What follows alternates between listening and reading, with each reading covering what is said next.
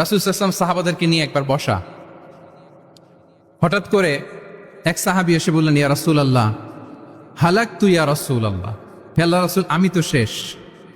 রাসূল সাল্লাল্লাহু আলাইহি ওয়াসাল্লাম বললেন, তুমি শেষ, তোমার আবার কি হলো? তো সাহাবী বলেন, ওয়াকাআতু আলা ইমরাআতি ফি রমাদান, আমি রমজান মাসে দিনের বেলায় আমার স্ত্রীর সাথে ফিজিক্যাল ইন্টিমেসিতে চলে গেছে, ভুল করে ফেলছি। আমরা জানি যে রমাদানে আমরা কিছু কাজ করতে পারি না। সিয়ামের সংজ্ঞাই হচ্ছে আসওমু হুয়াল ইমসাক আনিল আকলি ওয়া শুরবি ওয়াল জিমাই মিন তুলুইল ফাজরি ইলা গুরুবি শামসি মা'আন নিয়া, মানে রোজা হচ্ছে এটা এমন ইবাদত, সূর্যোদয় থেকে সূর্যাস্ত পর্যন্ত না খেয়ে থাকা, কোনো কিছু পান না করা, এবং দিনের বেলায় বিবাহিতরা তাদের স্ত্রীদের সাথেও ইন্টিমেসিতে যেতে পারবে না। এটা যদি কেউ মেনটেন করে, এটা হচ্ছে সিয়াম। তো সাহাবী বলে, ইয়া রাসূলুল্লাহ আমি তো শেষ, আমি তো দিনের বেলা ভুল করে ফেলছি, আমি তো আমার স্ত্রীর সাথে মেলামেশা করে ফেলছি, এখন কি করব? তো এটার আবার একটা বড় পেনাল্টি আছে। আপনারা যারা জানেন যে ইচ্ছাকৃত রোজা ভাঙলে কাজাও করতে হয়, কাফারাও দিতে হয়। কাজা মানে একটা রোজার জন্য একটা রোজা, আর কাফারা মানে হচ্ছে আরো 60টা রোজা রাখতে হবে। কয়েকটা জিনিস আছে, বেসিক্যালি 3টা। তো রাসূল সাল্লাল্লাহু আলাইহি ওয়াসাল্লাম তাকে বললো যে তোমার তো পেনাল্টি হয়েছে, তুমি তো বড় ভুল করে ফেলছো, তো তোমার কাছে কি এরকম কোনো দাস আছে যেটাকে তুমি আজাদ করে দিতে পারবা, মুক্ত করে দিতে পারবা, তাহলে পেনাল্টি আদায় হয়ে গেল। সে বলে, ইয়া রাসূলুল্লাহ না, আমার তো এত সক্ষমতা নাই, আমার কাছে তো কোনো দাস নাই। আচ্ছা দাস নাই, তো রাসূল সাল্লাল্লাহু আলাইহি ওয়াসাল্লাম বললেন তাইলে তুমি টানা 2 মাস রোজা রাখতে হবে, তাইলেও পেনাল্টি হয়ে যাবে, আদায় হয়ে যাবে, পারবা? সে বলে, ইয়া রাসূলুল্লাহ 2 মাস রোজা রাখা তো এটা কঠিন হয়ে যায়, ইটস নট এ জোক, টানা 60 দিন কি করে রোজা রাখ? তো রাসূল সাল্লাল্লাহু আলাইহি ওয়াসাল্লাম বললেন এটাও পারবে না, তাহলে 60 জন মিসকিনকে খাবার খাইয়ে দিতে হবে এজ এ পেনাল্টি। এটা বড় অন্যায় করে ফেলছো, 60 জন মিসকিনকে খাবার খাওয়াবে, এটা পারবা? সে বলে, ইয়া রাসূলুল্লাহ এটাও পারবো না। তাহলে কয়টা অপশন দিয়েছিলেন রাসূল সাল্লাল্লাহু আলাইহি ওয়াসাল্লাম? আওয়াজ করে বলেন তো কয়টা? একটাও উনি পারবে না। দাসও আজাদ করতে পারবে না, 2 মাস রোজাও রাখতে পারবে না, 60 জনকে খাওয়াতেও পারবে না। তো রাসূল সাল্লাল্লাহু আলাইহি ওয়াসাল্লাম বললেন কিছুই যখন পারবে না, কি আর করা, যাও একটু অপেক্ষা করো, দেখি কি করা যায় তোমাকে নিয়ে। তো রাসূল সাল্লাল্লাহু আলাইহি ওয়াসাল্লাম অন্যান্যদের প্রশ্নের উত্তর দিচ্ছিলেন, সময় যাচ্ছে হঠাৎ করে রাসূল সাল্লাল্লাহু আলাইহি ওয়াসাল্লামের দরবারে এক ঝুড়ি সাদাকার খেজুর আসলো, এক ঝুড়ি। তো সাদাকার এক ঝুড়ি খেজুর দেখে রাসূল সাল্লাল্লাহু আলাইহি ওয়াসাল্লাম বললেন, ওই ব্যক্তিকে ডাকো যার কিছু নাই, কিছুই করতে পারবে না। ডেকে আনা হলো। রাসূল সাল্লাল্লাহু আলাইহি ওয়াসাল্লাম বললেন, যাও, তুমি তো কিছুই করতে পারবে না, এই এক ঝুড়ি চ্যারিটির খেজুর, সাদাকার খেজুর তুমি গরিবদের মাঝে বিতরণ করে দাও, তাসাদ্দাক বিহা, এটা বিতরণ করে দাও, তাইলে আশা করি আল্লাহ তোমাকে মাফ করবে। তো এই সাহাবী বলে, ইয়া রাসূলুল্লাহ আলা আফকারা মিন্না ইয়া রাসূলুল্লাহ, আমার চেয়েও গরিব কাউকে খুঁজে বের করে দান করতে হবে? তো রাসূল সাল্লাল্লাহু আলাইহি ওয়াসাল্লাম বললেন, হ্যাঁ, গরিবকেই তো দিতে হবে। তো উনি বললেন যে রাসূলুল্লাহ পুরো মদিনার তল্লাটে আমার চাইতে গরিব কেউ আর নাই, আমি সবচাইতে গরিব। ফাদাহিকা রাসূলুল্লাহ হাত্তা বাদাত আনিয়াবু, একথা শুনে রাসূল সাল্লাল্লাহু আলাইহি ওয়াসাল্লাম হেসে দিলেন, এত হেসে দিলেন যে রাসূল সাল্লাল্লাহু আলাইহি ওয়াসাল্লাম এই পাশের চোয়ালের দাঁত দেখা গেল। এত বেশি হাসেন না উনি, নিজেকে ধরে রাখতে পারলেন না, হাসি আটকে রাখতে পারলেন না। ফাদাহিকা রাসূলুল্লাহ, হেসে দিলেন, হাত্তা বাদাত আনিয়াবু, ওনার দাঁতের এ পাশ ও পাশ দেখা গেল। তো রাসূল সাল্লাল্লাহু আলাইহি ওয়াসাল্লাম বললেন, যাও, দাস মুক্তি করতে পারবো না, 2 মাস রোজাও রাখতে পারবো না, তারপরে 60 জনকে খাবারও খাওয়াতে পারবো না, এখন দিলাম চ্যারিটির এক ঝুড়ি খেজুর, এটা গরিবদের মধ্যে দান করে দাও। তুমি বলো যে তোমার চেয়ে গরিব আর কেউ নেই, তো কি করা, যাও তুমি তোমার ফ্যামিলি নিয়ে এটা খাও, তোমার ফ্যামিলির মেম্বার্স যারা আছে এদেরকে নিয়ে এটা কি করো, খাও। দেখেন আমাদের সুবিধা অসুবিধাকে ইসলাম কতটা বিবেচনায় নেয়। আসছিল পেনাল্টি দিতে, কথা বুঝতেছেন আমার? ওই সাহাবী রাসূল সাল্লাল্লাহু আলাইহি ওয়াসাল্লামের কাছে আসছিল কি দিতে, পেনাল্টি, এখন নিয়ে গেল কি, এক ঝুড়ি। আল্লাহু আকবার পড়বেন না? দিস ইজ আওয়ার ইসলাম, যেটা নিয়ে আমাদের প্রাউড ফিল করা উচিত। কি বলেন? আমাদের যে ধর্ম জ্ঞানের কথা বলে, আমাদের যে ধর্ম মানবতার কথা বলে, আমাদের যে ধর্ম এমন বিধান দেয় যেটা মানতে পালন করতে আমাদের কষ্ট হয় না, বরং আমাদের সুবিধা অসুবিধা বিবেচনায় নেয়, সে ধর্ম নিয়ে, সে ইসলাম নিয়ে আমাদের প্রাউড ফিল করা উচিত কিনা বলেন? শুনি নাই আমি, ইয়েস অর নো? আচ্ছা, হেরা গুহায় সূরা আলাকের প্রথম যে আয়াতটি নাজিল হয়েছে সেটি কি ছিল? ইকরা, আওয়াজ করে বলুন সেটি কি? ইকরা বিসমি রাব্বিকাল্লাযী খালাক, read in the name of your lord who has created, পড়ো তোমার প্রভুর নামে যিনি শিখিয়েছেন। তাহলে ইসলামের প্রথম কথাই হচ্ছে পড়ো, এক্সপ্লোর করো, ইনোভেট করো, ডেভেলপ করো। ইসলামের প্রথম কথাই হচ্ছে পড়া। জ্ঞানের সাথে নিজেকে জুড়ে রাখো, অজ্ঞতার সাথে ইসলামের কোনো সম্পর্ক। এবং জ্ঞানকে আল্লাহ রাসূল সাল্লাল্লাহু আলাইহি ওয়া আলিহি ওয়াসাল্লাম বিশ্বময় ছড়িয়ে দিতে বলেছেন। Knowledge has no boundaries. তিনি বলেছেন বাল্লিগু আন্নি ওয়ালাউ আয়া, একটি আয়াত হলেও আমার পক্ষ থেকে গোটা বিশ্বে ছড়িয়ে দাও। এবং জ্ঞানের রাস্তায়, জ্ঞানের পথে যে অগ্রসর হয়, আল্লাহর হাবিব সাল্লাল্লাহু আলাইহি ওয়া আলিহি ওয়াসাল্লাম বলেন, যে ব্যক্তি জ্ঞানের পথে অগ্রসর হয় সে মূলত জান্নাতের পথেই অগ্রসর হয়। মান সালাকা তরিকান ইয়ালতামিসু ফীহি ইলমান সাহালাল্লাহু লাহু তরিকান ইলাল জান্নাহ, যে জ্ঞান অর্জনের জন্য সামনে আগায় সে মূলত জান্নাতের দিকে আগায়। আল্লাহু আকবার। তাহলে ইসলাম একটা নলেজ বেসড রিলিজিয়ান। এখানে আমাদের গোজামিল দেওয়ার কোনো সুযোগ নাই, এটা জ্ঞান ভিত্তিক ধর্ম। এজন্য এই ধর্ম পেয়ে এই ওয়ে অফ লাইফ যে আমরা প্র্যাকটিস করি, আমাদের প্রাউড ফিল করার দরকার আছে না নাই বলেন? প্রাউড ফিল হয় না? আচ্ছা, এক নাম্বার হচ্ছে নলেজ বেসড রিলিজিয়ান। দ্বিতীয়ত হচ্ছে ইসলাম হচ্ছে দ্বীনুল ইনসানিয়া, মানবতার ধর্ম। মানবতাকে ইসলাম অনেক গুরুত্ব দেয়, মানুষের সম্মান মর্যাদা সবচাইতে বেশি। ইসলাম মানুষকে বলে আশরাফুল মাখলুকাত। আল্লাহ তাআলা বলছেন ওয়ালাকাদ কাররামনা বানি আদম, I have dignified the status of the son of Adam. আদমের সব সন্তানদেরকে আমি মর্যাদা দিয়েছি।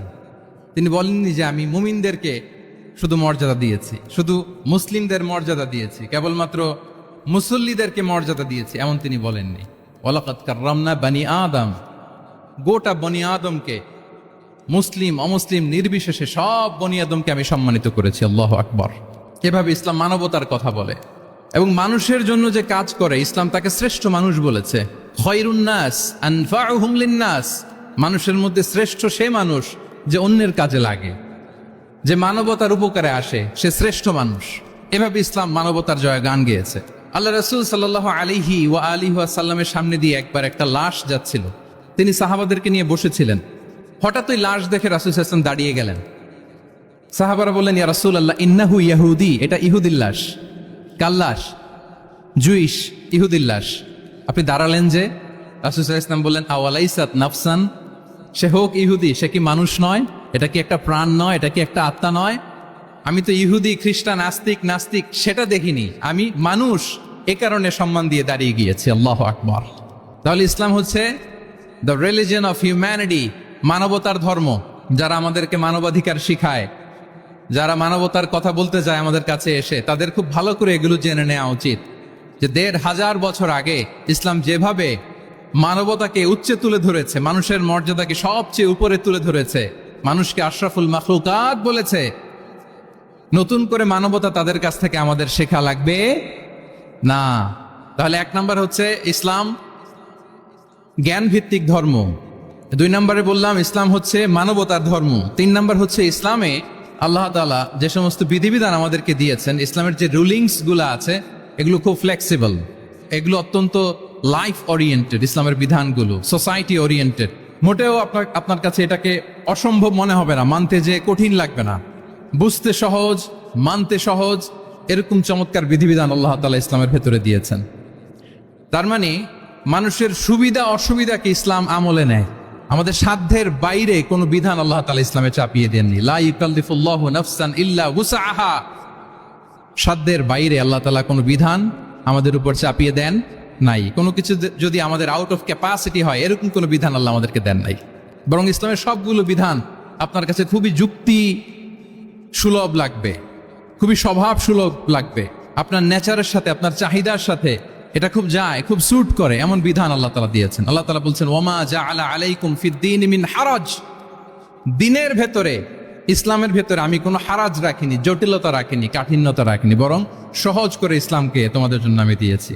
অন্যত্র আল্লাহ তাআলা বলছেন ইউরিদুল্লাহু বিকুমুল ইউসরা ওয়ালা ইউরিদু বিকুমুল উসর, আল্লাহ তোমাদের জন্য সহজ চান, কঠিন চান না।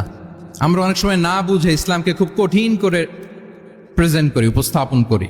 ইসলাম আসলে এত কঠিন না, কিন্তু আমরা কঠিন করে ফেলি। কিন্তু আল্লাহ তাআলা সহজ করেছেন। কতটা সহজ? নামাজের মধ্যে দাঁড়িয়ে সালাত আদায় করা হচ্ছে ফরজ। দাঁড়িয়ে সালাত আদায় করা কি? আপনি দাঁড়াতে পারেন না, বসে পড়লেও কবুল করবে কে? আল্লাহ কবুল করবে। বসতে পারেন না, শুয়ে পড়লেও আল্লাহ কবুল করবেন। অজু করে নামাজ পড়া ফরজ, অজুর পানি নাই, তাই এমন করে নামাজ পড়লেও আল্লাহ কবুল করবেন। তাহলে বলেন তো ইসলাম পালন কি কঠিন না সহজ? আমরা মাঝে মাঝে খুব কঠিন করে উপস্থাপন করি। অনেক সময় আমাদের কাছে লিগ্যাল অপিনিয়ন চায়, ফতোয়া জানতে চায়। আমরা এত কঠিনভাবে অনেক সময় রেসপন্স করি, যিনি জিজ্ঞেস করেছেন তার মানতে বড্ড কষ্ট হয়। কিন্তু ব্যাপারটা ছিল এমন চমৎকার করে আমাদের প্রেজেন্টেশনের দরকার ছিল যে তার কাছে খুব সহজ মনে হবে এটা।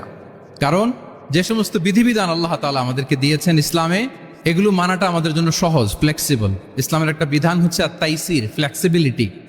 মানুষের সুবিধা অসুবিধা এটা ইসলাম আমলে নেয়, গেল ফ্লেক্সিবিলিটি। আচ্ছা, অন্যের অধিকারের ব্যাপারে সচেষ্ট থাকতে বলে ইসলাম। সুবহানাল্লাহ। আল মুসলিমু মান সালিম আল মুসলিমুনা মিন লিসানিহি ওয়া ইয়াদিহি। মুসলিম তো সে যার হাত থেকে, যার হাতের অনিষ্ট, মুখের অনিষ্ট থেকে তার আশেপাশের ভাইয়েরা নিরাপদে থাকে, সে হচ্ছে মুসলিম। তার মানে আপনার হাত দিয়ে, আপনার কথা দিয়ে, আপনার কাজ দিয়ে আপনি আশেপাশের কাউকে যদি কষ্ট দেন, আপনি মুসলিম হতে পারবেন? আপনি আশেপাশের কাউকে কষ্ট দিতে পারবেন না। আপনার নেইবরকে যদি আপনি কষ্ট দেন, আপনি মুসলিম হতে পারবেন না।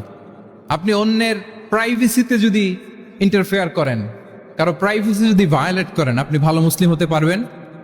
কারো পার্সোনাল স্পেসে যদি আপনি নাক গলান, আপনি যদি ইন্টারফেয়ার করেন, তাহলে আপনি ভালো মুসলিম হতে পারবেন না। অন্যের অধিকারের ব্যাপারে ইসলাম আমাদেরকে সচেষ্ট থাকতে বলে। ইসলাম বলে ওয়ালা তাজাসসু, খবরদার, খবরদার, গোয়েন্দাগিরি করো না, কারো পার্সোনাল স্পেসে নাক ঢুকিও না। যেটা তোমার ইস্যু না, যেটা তোমার বিজনেস না, ওখানে তুমি কভু যাবে না। কিন্তু আমরা এগুলো ভায়োলেট করি, দেদারসে, কি বলেন, করি না? অন্যের কোনো বিষয়ে আমাদের আগ্রহ থাকে বেশি, এরকম থাকে না? এনএসইউতে আলহামদুলিল্লাহ এরকম কেউ নাই, আছে এরকম? কারো পার্সোনাল বিষয়ে আমাদের কোনো ইন্টারেস্ট আছে? আছে না নাই? হাফ হাফ হয়ে গেছে, দেখছেন? আচ্ছা, অন্যের পার্সোনাল বিষয় জানতে খুব মন চায় কার কার, দেখি হাত তুলে ফেলছে কয়েকজন। আল্লাহ হেদায়েত দেখ আমাদেরকে। আচ্ছা, অন্যের পার্সোনাল বিষয়ে নাক গলাই না, এরকম কারা কারা, দেখি। মাশাআল্লাহ, মাশাআল্লাহ, মাশাআল্লাহ। ঠিক আছে, হাত নামান। ঠিক আছে, এবার দুইবারের একবারও যারা হাত তোলেন নাই তারা হাত তোলেন। আপনারা কি করেন? আচ্ছা, তাহলে অন্যের পার্সোনাল ইস্যুতে আমরা আজকে থেকে নাক গলাবো, আমরা ভুল করে ফেলি। ইনশাল্লাহ আমরা এমনটা করব না। আমরা অনেক সময় খুঁচিয়ে খুঁচিয়ে তার পার্সোনাল বিষয় জানতে চাই। বিশেষ করে নিঃসন্তান দম্পতি পেলে আমি দেখেছি খুঁটিয়ে খুঁটিয়ে তাকে প্রশ্ন করে যে ভাই কি সমস্যা, বেবি নিচ্ছেন না কেন, কার সমস্যা, আপনার সমস্যা না ভাবির সমস্যা? আর বেটা তোর কি সমস্যা সেটা বল। একজন নিঃসন্তান দম্পতি কি পরীক্ষার মধ্য দিয়ে যায় আমাদের কোনো আইডিয়া আছে? তার এই পরীক্ষার মধ্যে যদি আমরা কাটা ঘায়ে নুনের ছিটা যদি দেই, তাহলে তার কেমন লাগবে বলেন তো? আছে তো সে পরীক্ষার মধ্যে। খুঁটিয়ে খুঁটিয়ে আমরা তাকে বিব্রত করার চেষ্টা করি। আল্লাহ আমাদেরকে হেফাজত করুন। এগুলো আমরা করব না ইনশাআল্লাহ, বলেন। তাহলে দেখেন, যে ইসলাম আমাদেরকে ইনস্ট্রাক্ট করে, খবরদার কারো পার্সোনাল স্পেসে নাক গলাবে না। হ্যাঁ, প্রত্যেকের একটা প্রাইভেট স্পেস আছে, কেউ এখানে ইন্টারফেয়ার করতে পারবে। ইসলাম আমাদেরকে অন্যের রাইটস এর ব্যাপারে সচেতন থাকতে বলে। ইসলাম আমাদেরকে কমিউনাল হারমোনির কথা বলে, সাম্প্রদায়িক সম্প্রীতি। আমরা মুসলিম, এদেশে আমরা মুসলিম সংখ্যাগরিষ্ঠ, কিন্তু আমাদের হিন্দু ভাইয়েরা আছে, বৌদ্ধরা আছে, তাদের সাথে মিলেমিশে থাকার কথা বলে। এবং রাসূল সাল্লাল্লাহু আলাইহি ওয়াসাল্লাম তো মদিনাতে যে তাই করেছেন, মদিনা চার্টার করেছেন। জুইশরা ছিল, পেগানরা ছিল, মুসলিমরা ছিল, সবাইকে নিয়ে তিনি মদিনা চার্টার করেছেন। পরবর্তীতে তারা বিট্রে করার কারণে, ট্রেচারের কারণে এই মদিনা চার্টার ভঙ্গ হয়েছে, কিন্তু রাসূল সাল্লাল্লাহু আলাইহি ওয়াসাল্লামের পক্ষ থেকে কোনো না ছিল না। তাহলে এই যে পরমত সহিষ্ণুতা, রিলিজিয়াস কোএক্সিস্টেন্স, ধর্মীয় সহাবস্থান, এটার কথা ইসলাম আমাদেরকে বলে। এবং কতটা জোরালো ভাবে বলে আপনি অবাক হবেন। মাইনরিটি রাইটস কে ইসলাম এমন ভাবে প্রিজার্ভ করেছে।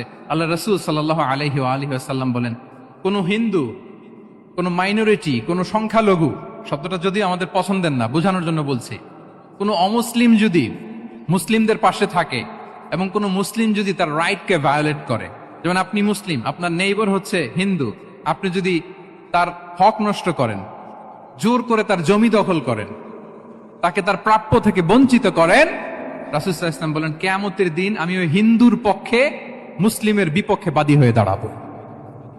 আল্লাহু আকবার। রাসূল সাল্লাল্লাহু আলাইহি ওয়াসাল্লাম ওই হিন্দুর পক্ষে, আমি রাসূল সাল্লাল্লাহু আলাইহি ওয়াসাল্লামের উম্মত, আমার বিপক্ষে দাঁড়াবেন। আল্লাহু আকবার। হোয়াট এ মার্ভেলাস স্টেটমেন্ট, আল্লাহু আকবার। সংখ্যালঘুদের উপর যদি কেউ কোন মুসলিম অত্যাচার করে, রাসূল সাল্লাল্লাহু আলাইহি ওয়াসাল্লাম বলেন, তুমি আমার উম্মত হতে পারো, কিন্তু তোমার পক্ষে না, আমি ওই মাজলুমের পক্ষে কিয়ামতের দিন দাঁড়াবো।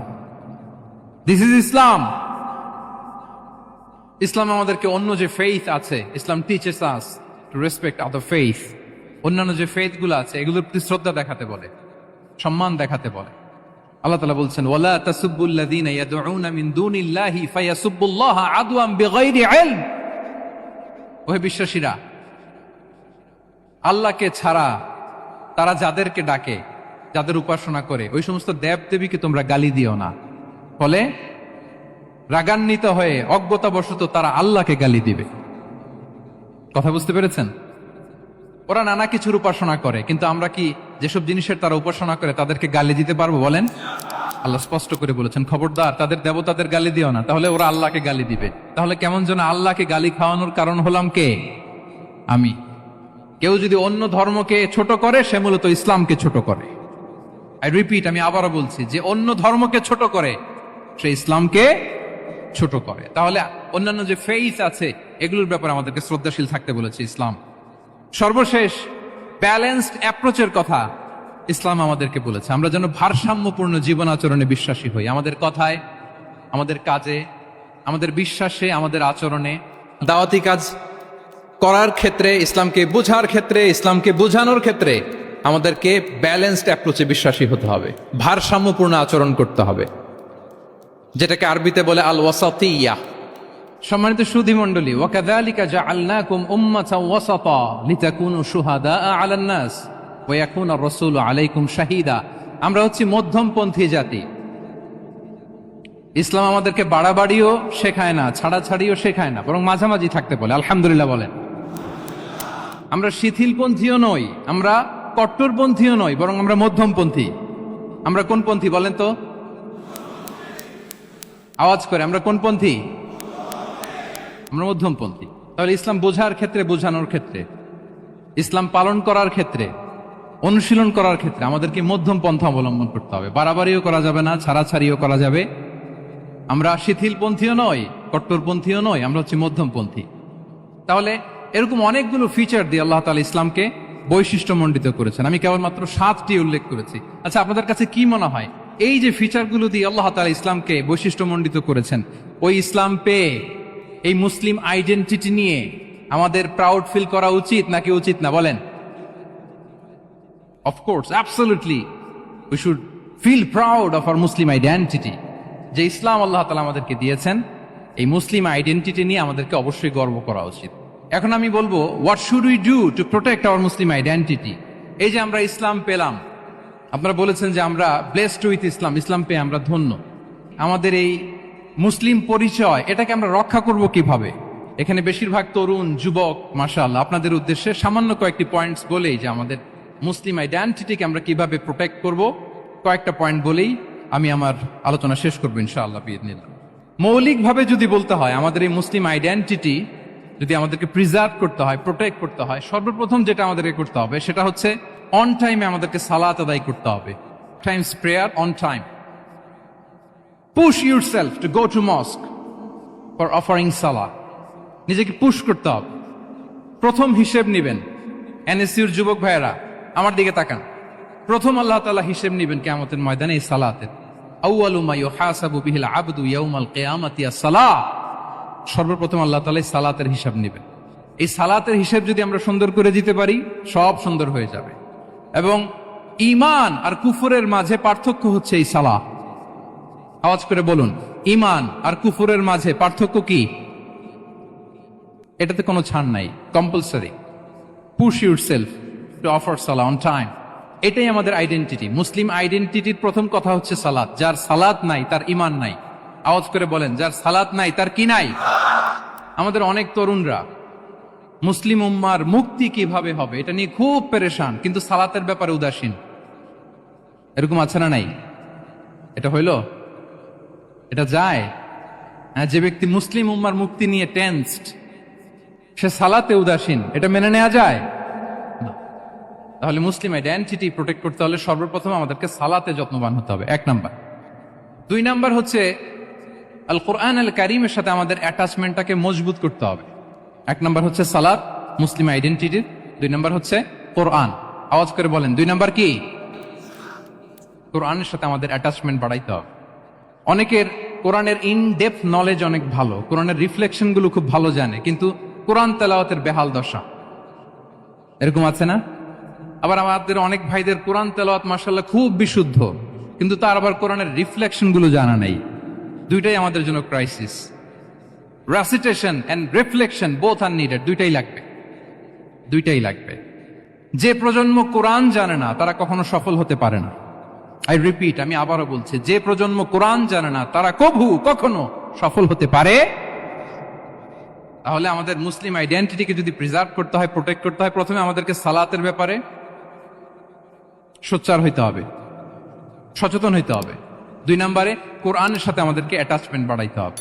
কোরআন যেমনি বিশুদ্ধভাবে আমার আবৃত্তি করতে, তেলাওয়াত করতে জানতে হবে, আবার কোরআনের রিফ্লেকশন গুলো, কোরআনের শিক্ষাগুলো আমাদেরকে জানতে হবে। দুটো গেল। 3 নম্বর হচ্ছে হালাল হারাম কনসার্ন। হালাল যদি আপনি মেনটেন না করেন, আপনার কোনো মুসলিম আইডেন্টিটি নাই। আল্লাহ বলছেন, কুলু মিম্মা ফিল আরদি হালালান তাইয়্যিবা, এই জমিনে যেগুলোকে আমি হালাল করেছি এগুলো তোমরা কনজিউম করো। সম্মানিত শুধু খেয়াল রাখবেন, হালালের ভেতরেই বরকত আছে। হালালে কি আছে? হারামে কোনো বরকত নেই। হারামে আছে সাময়িক উত্তেজনা আর উন্মাদনা, কিন্তু হালাল এর ভেতরে আল্লাহ তাআলা বারাকা ঢুকিয়ে দিয়েছেন। তাহলে আমরা হালাল কনজিউম করব, কি বলেন? সব ক্ষেত্রে, সব ক্ষেত্রে। হারাম খেয়ে, হারাম কনজিউম করে যে ব্যক্তি দোয়া করে, যারা হারাম খায় তাদের দোয়া আল্লাহ কবুল করে না। এবং হারাম খেয়ে বর্ধিষ্ণু দেহ আল্লাহর জান্নাতে প্রবেশ করবে না। লা ইয়াদখুলুল জান্নাতা জাসাদুন গুযিয়া বিল হারাম। হারাম খেয়ে যে দেহ নাদুস নুদুস হয়েছে, ওই দেহ কখনো আল্লাহর জান্নাতে প্রবেশ করবে না। এজন্য খবরদার, আমাদের সবকিছু আমরা হালাল দিয়ে সাজাবো ইনশাআল্লাহ। বলেন সবাই। আমাদের অনেকে একটা ভুল করে, সেটা হচ্ছে অনেকে খাবারের ক্ষেত্রে খুব কনসার্ন, যেটা হালাল হইতে হবে, যেটা আমি কনজিউম করব এটার ব্যাপারে খুব কনসার্ন, কিন্তু অন্যান্য বিষয়ে তার আর কোনো খেয়াল নাই, ভ্রুক্ষেপ নাই। এরকম আছে না নাই? বলেন। আমাদের সরকারি বিভিন্ন অফিসগুলোতে ঘুষ আছে না? ঘুষ আছে। দেখবেন সরকারি অনেক হিন্দু কর্মকর্তা গরুর গোশত খায় না। কেন খায় না? তার ধর্মে এটা নিষেধ, গরু খেতে চায় না। আচ্ছা, আবার সরকারি অফিসগুলোর অনেক মুসলিম কর্মকর্তা দেখবেন সরকারি কাজে থাইল্যান্ড গিয়েছে, চায়না গিয়েছে, খুঁজে খুঁজে হালাল রেস্টুরেন্ট খোঁজে। ওয়াইন খায় না, পর্ক খায় না। কারণ কেন খায় না? এটা ইসলামে নিষেধ। কিন্তু 2 অফিসারই, মুসলিম অফিসার, হিন্দু অফিসার, 2 জনই আবার ঘুষ খায়। হয় না এরকম? হিন্দু অফিসার গরুর গোশ খায় না, তার ধর্মে নিষেধ। মুসলিম অফিসার ওয়াইন খায় না, পর্ক খায় না, তার ধর্মের নিষেধ। তো ঘুষও তো 2 ধর্মের নিষেধ, কি বলেন? তাহলে যেটা খাবো, কনজিউম করবো, শুধু এটার ব্যাপারেই কি হালাল? না। ইউর ইনকাম শুড বি হালাল, ইউর ফ্যাশন শুড বি হালাল, ইউর এন্টারটেইনমেন্ট শুড বি হালাল, ইউর রিলেশনশিপ শুড বি হালাল। আপনার রিলেশনশিপও কি হইতে হবে? এই তো আসল জায়গায় চলে আসছি এখন। হালাল রিলেশনশিপ কোনটা? বিয়ে। এই পবিত্র বিয়ের মাধ্যমে আমরা এই হালাল রিলেশনশিপকে উপভোগ করতে পারবো। এর বাইরে আর কোন রিলেশনশিপে যাওয়া যাবে? হ্যাঁ। প্রি ম্যারিজ রিলেশনশিপ, এটা কি হালাল না হারাম? হ্যাঁ, ফতোয়া আপনারাই দিয়ে দিচ্ছেন। বলেন, বিবাহ বহির্ভূত যে কোনো রিলেশনশিপ হালাল নাকি হারাম? এক্সট্রা ম্যারিটাল যে কোনো রিলেশনশিপ বলেন হালাল নাকি হারাম? সাবধান হইতে হবে। তাহলে হালালের সাথে আমাদের সম্পর্কটাকে জোরদার করতে হবে। আচ্ছা, আপনারা আমার সাথে আছেন তো? মুসলিম আইডেন্টিটি রক্ষায় প্রথমে কি বলেছিলাম? সালাত। 2 নম্বরে অ্যাটাচমেন্ট উইথ কোরআন। 3 নম্বরে কি? হ্যাঁ, হালাল মেনটেন করতে হবে। আচ্ছা গেল। 4 নম্বর হচ্ছে আমাদের একটা গুড সার্কেল মেনটেন করতে হবে। Always engage with good circle, maintain a good circle. যত টক্সিক পিপল আছে এদেরকে ইগনোর করবেন, দূরে থাকবেন। আপনাকেও ভালো করতে দিবে না, নিজেরাও ভালো থাকবেন। এরকম আছে না নাই? ভালো স্টাডি সার্কেল মেনটেন করব আমরা।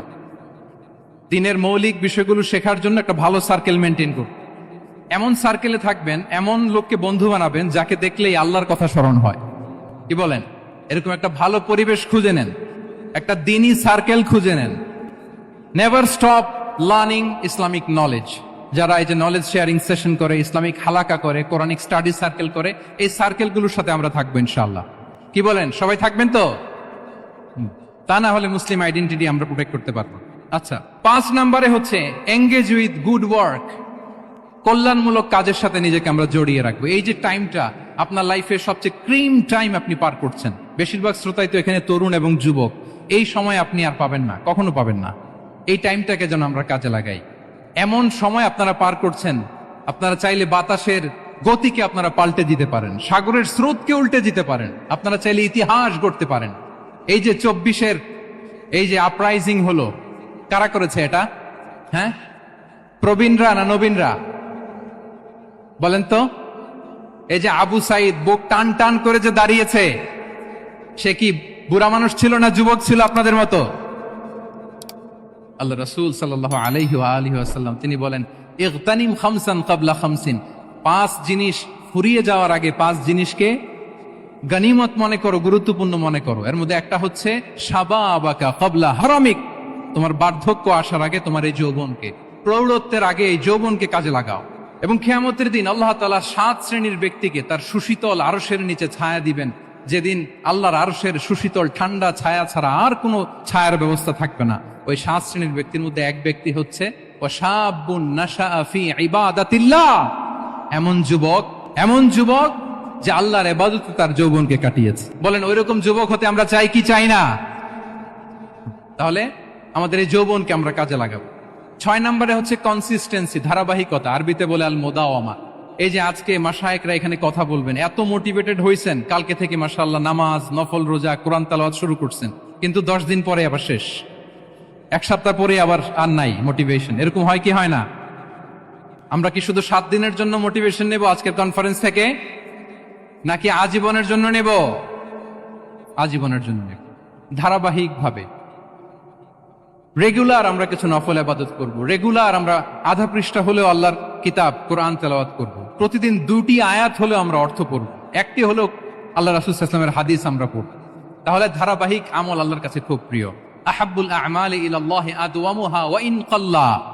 রাসূল সাল্লাল্লাহু আলাইহি ওয়াসাল্লাম বলেন, আল্লাহর কাছে সবচেয়ে প্রিয় আমল ওইটা যেটা আমার বান্দা নিয়মিত করে, ধারাবাহিকভাবে করে, যদিও পরিমাণে ওইটা অল্প, যদিও পরিমাণে সেটা কি অল্প। তাহলে এই মোটিভেশনকে আমরা কন্টিনিউ করব ইনশাআল্লাহ। বলেন সবাই। সব শেষে খুবই গুরুত্বপূর্ণ হাম্বলনেস, বিনয় থাকতে হবে আমাদের, ডাউন টু আর্থ হইতে হবে। আমাদের মুসলিম আইডেন্টিটির সাথে অ্যারোগেন্সের কোনো সম্পর্ক নাই। ওমা তাওয়াদা আহাদুন লিল্লাহি ইল্লা রাফাআহুল্লাহ।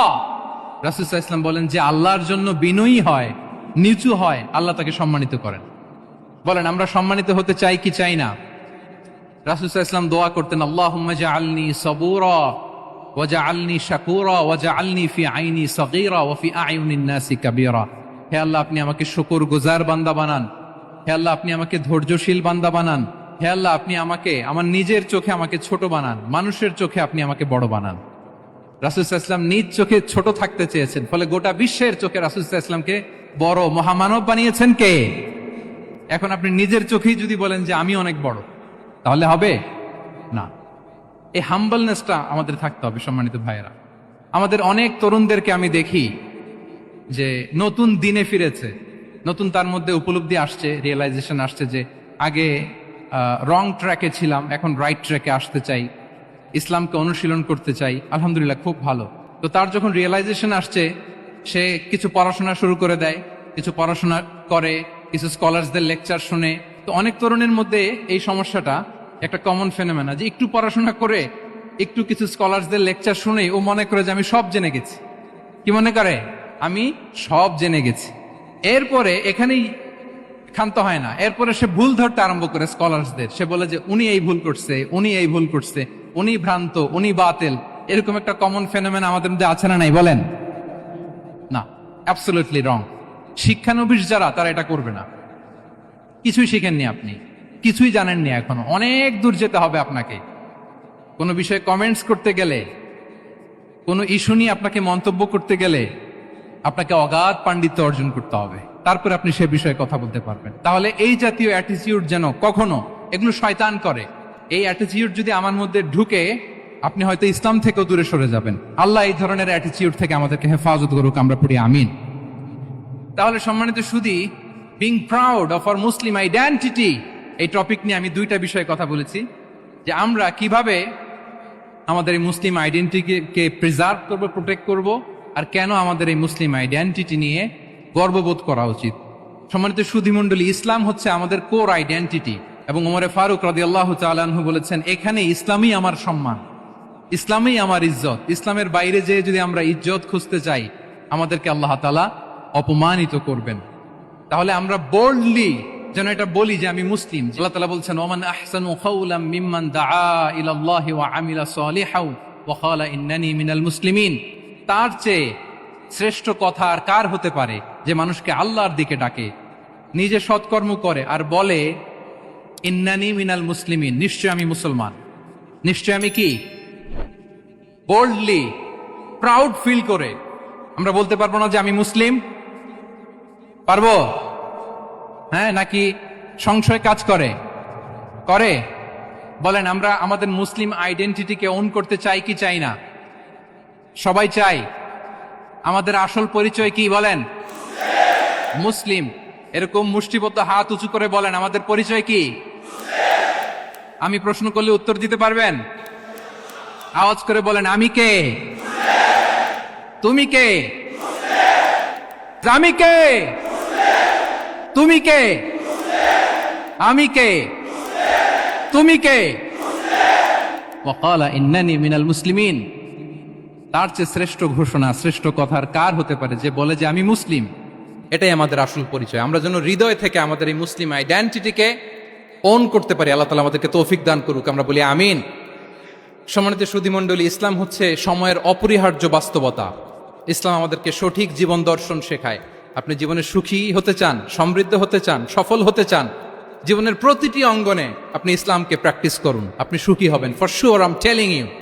কারণ ইসলামের ছায়াতলেই রয়েছে আমার, আপনার, আমাদের সকলের আলোক স্নাত মুক্তি।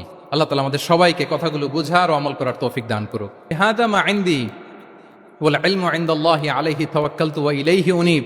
ওয়াসসালামু আলাইকুম ওয়া রাহমাতুল্লাহি তাআলা ওয়া বারাকাতুহু।